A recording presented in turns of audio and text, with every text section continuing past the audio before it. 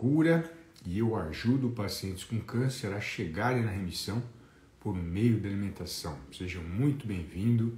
Meu nome é Alexander, já tive câncer de pâncreas com metástase no fígado e estou há 17 anos em remissão. Hoje a live é Tenho medo de comer. Você também tem medo de comer?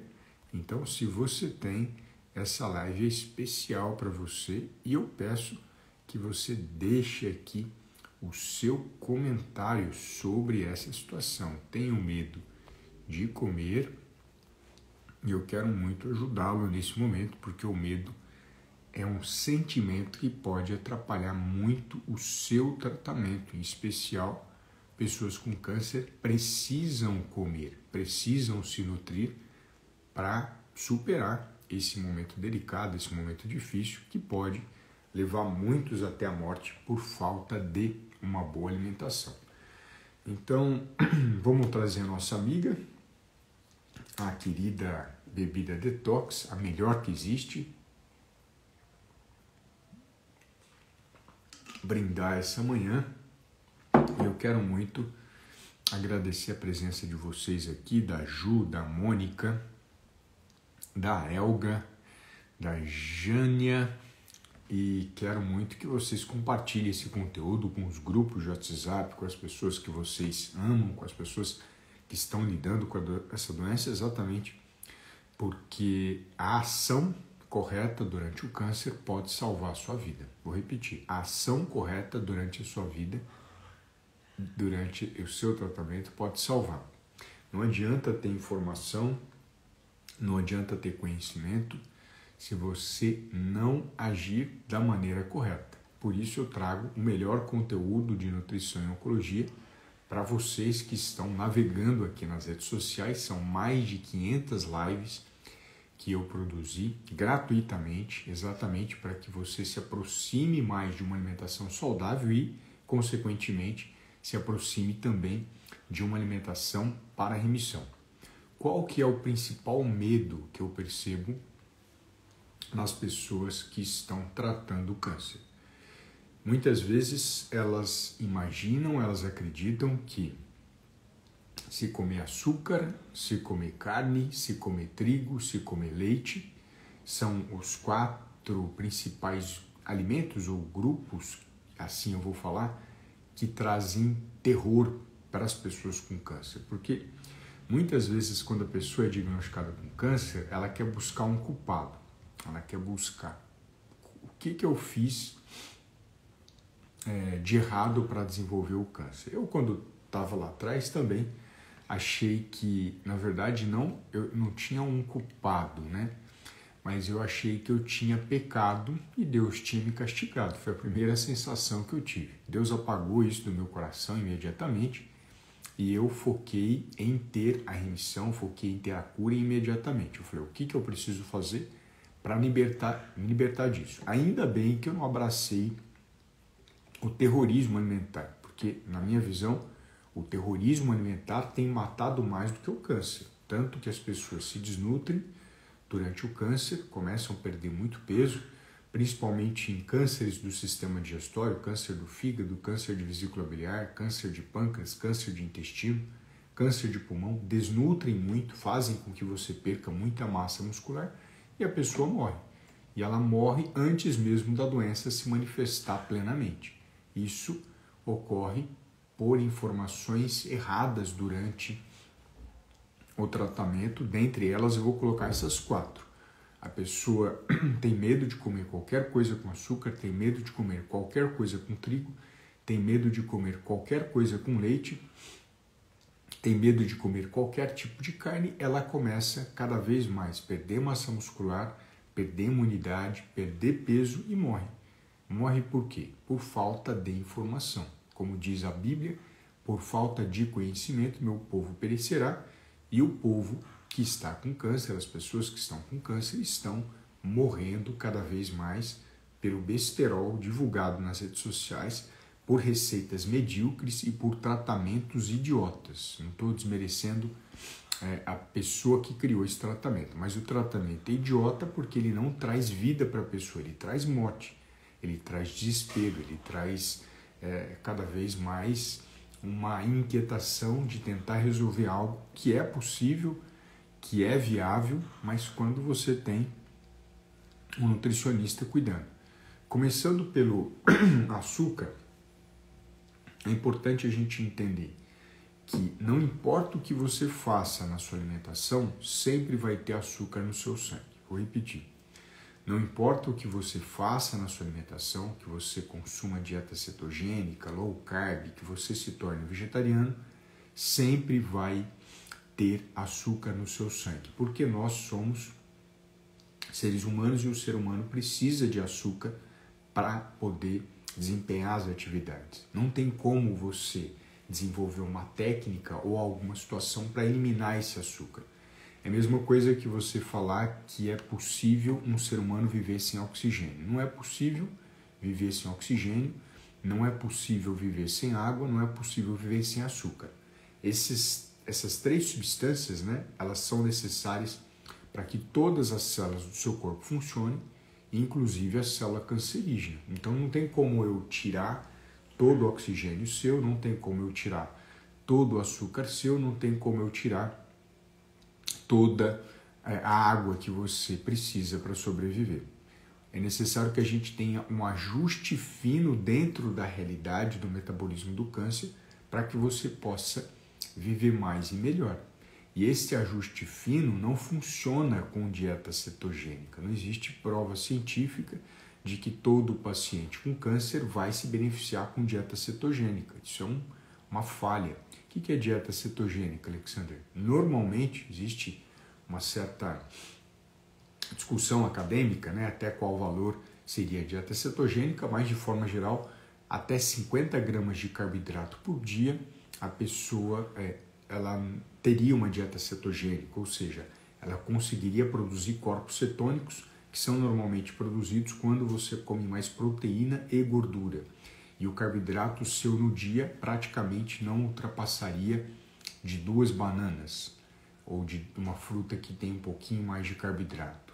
Exatamente porque na dieta cetogênica lá atrás, quando o ser humano não tinha muito alimento para consumir, essa é a realidade dele. Quando ele era nômade, quando ele vivia no período paleolítico, ele não tinha fruta, não tinha outros alimentos, não tinha plantação de trigo, não tinha outros alimentos para que ele pudesse consumir. Dessa forma, aventou-se de que a dieta cetogênica seria a mais interessante e a ideal para o ser humano. O ser humano nunca quis ter dieta cetogênica, nunca almejou isso. Tanto não almejou que desenvolveu a agricultura, desenvolveu a capacidade de armazenar alimento, e o ser humano sempre quis sobreviver, sempre quis ter um alimento que pudesse dar uma segurança alimentar maior para ele. Então, toma muito cuidado com essa receitinha mágica de que dieta cetogênica é a solução do câncer. Desculpa, não estou de forma alguma condenando. Parece que talvez em algumas situações do câncer a dieta cetogênica contribua, mas ela só contribuiria se você tiver um excelente nutricionista do seu lado fazendo o acompanhamento seu, porque seguindo de pé de ouvido dieta cetogênica, você pode provocar a sua morte. Seguindo de pé de ouvido uma dieta que tem um pouquinho mais de carboidrato, que seria low carb, vamos supor que você ingeriria até 100 gramas de carboidrato por dia, você também provocaria a sua morte, porque existem muitos detalhes nos exames de sangue que você precisa prestar atenção e muitos outros detalhes que talvez não sejam indicados para você. Pensando já no câncer de pâncreas, que foi o meu, é totalmente contraindicado low carb e cetogênica, porque essa pessoa desnutre muito rápido, perde peso muito rápido. Então, você já exclui muitos cânceres de qualquer tentativa do seu profissional da saúde seguir isso como protocolo alimentar para tratar a doença. Então, é muito séria essa situação, é muito delicada. Não existe uma receitinha mágica que fala, não, você tem olho verde, você vai ter dieta cetogênica. Você tem olho castanho, você vai ter dieta low carb. Você não tem cabelo, então você vai comer mais carboidrato. Isso é estupidez, isso é ridículo.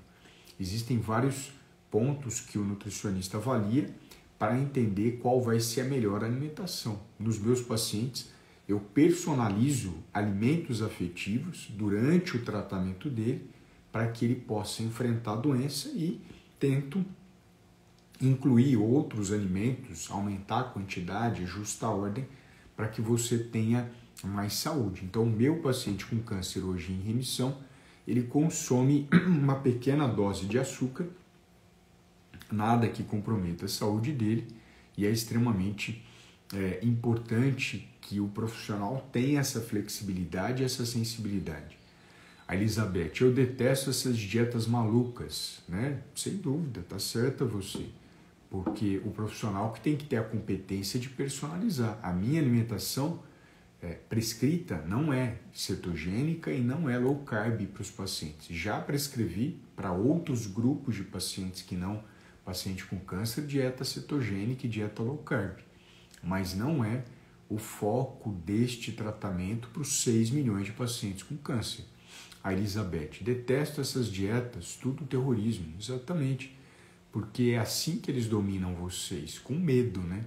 O medo é uma arma extremamente poderosa para dominar pessoas. Então, eu gosto de trazer conhecimento para que você lidere as suas escolhas e não se torne escravo dos seus vícios, porque muitas vezes a pessoa não consegue mudar o padrão alimentar dela porque ela está viciada em algum alimento, está viciada em algum comportamento e ela não consegue enxergar como sair dessa realidade. Então é muito importante, na minha visão, não eliminar de todas as formas o doce ou o açúcar, porque não é a presença de um docinho ou de um açúcar que o câncer vai crescer mais e vai se tornar mais intenso. Por outro lado, também não posso incentivar você a ficar comendo muito açúcar, porque açúcar engorda, açúcar aumenta o seu peso, excesso de peso corporal,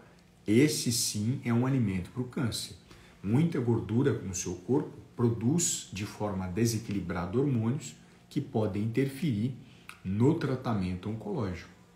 Também comento que o açúcar menos pior, não existe açúcar melhor, às vezes até sai, né? Ah, melhor açúcar é orgânico. A palavra não seria melhor açúcar, o menos pior é o açúcar orgânico, porque no açúcar comum, nos doces comuns, nas bebidas, refrigerantes, achocolatados comuns, tem a porcaria de resíduo de agrotóxico, que alguns deles são cancerígenos. Carbofuran e 2,4-D-fenoxacético são cancerígenos, e eu não vou ficar incentivando alguém que teve câncer a consumir agrotóxico em grande quantidade que está presente no açúcar. A gente já sabe disso, assim como está presente no óleo de soja, milho, girassol, canola, algodão. Então, a gente precisa direcionar. Se você fosse fazer alguma mudança, eu faria a sugestão para que você mudasse do açúcar comum para o açúcar orgânico. Eu comecei a fazer essa divulgação no mês passado, antes eu trazia essa informação só para paciente, porque eu precisava explicar muitas vezes todo esse contexto e também trazer a informação de que ele é menos pior. Não significa que você vai chegar na remissão porque você está comendo açúcar orgânico. Existem milhares de passos que você precisa dar para chegar na remissão. Então, durante muitos anos, né, eu vou falar literalmente, eu não trouxe essa questão do açúcar orgânico, porque ele não é um super alimento, ele não é super poderoso e ele não é algo para você ficar consumindo em demasia. Eu sempre comento que até uma colher de sopa por dia, isso não prejudicaria nem o paciente com diabetes. Eu tenho pacientes com diabetes que consomem o açúcar e falo para eles que é muito mais interessante consumir o açúcar ao adoçante. Muito mais interessante porque eu consigo reduzir um marcador da presença de açúcar no sangue chamado hemoglobina glicada.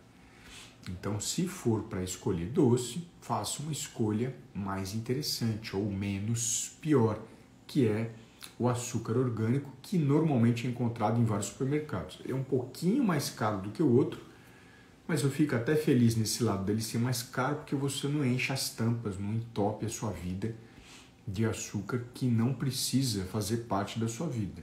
O carboidrato pode ter numa determinada quantidade, mas o açúcar as pessoas poderiam eliminar. Meus pacientes não eliminam, não faço essa orientação para eliminar, mas você tem a possibilidade de consumir um pouco, como eu acabei de falar. Outro ponto é a questão da carne, e essa sim me preocupa, porque as próprias associações de câncer nos Estados Unidos não permitem que você se torne vegetariano, não é no sentido de você é obrigado a comer só carne, mas a gente precisa lembrar que a nossa dentição ela foi desenvolvida para comer alimentos vegetais e alimentos de origem animal. A gente foi permitido para comer vários grupos de alimentos, por isso a gente recebeu o nome de onívoro, assim como outros animais. O cachorro também é onívoro, o porco também é onívoro, o urso, vamos associar com um animal, um grande predador, também é onívoro. Nós nascemos para comer carne, comer vegetal.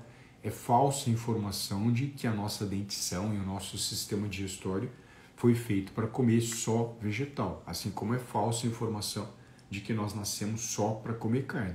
A gente teve essa capacidade de migrar para todos os continentes exatamente porque a gente consegue fazer tudo isso. A gente consegue comer tanto vegetais quanto alimentos carnes. Carne de boi não causa câncer. Isso é falso, isso não tem evidência científica, mas o que existe é carnes processadas, salsicha, presunto, apresuntado. Essas sim seriam associadas a câncer e prejudiciais. Então, quando divulgaram as pesquisas científicas falando que carne causa câncer, não tiveram a prudência de separar qual carne que está associada a câncer. Não é nem causar, é associada. São as carnes processadas, são as carnes como presunto, apresuntado, e essas porcariadas todas que a gente já conhece e que normalmente o paciente com câncer já tirou.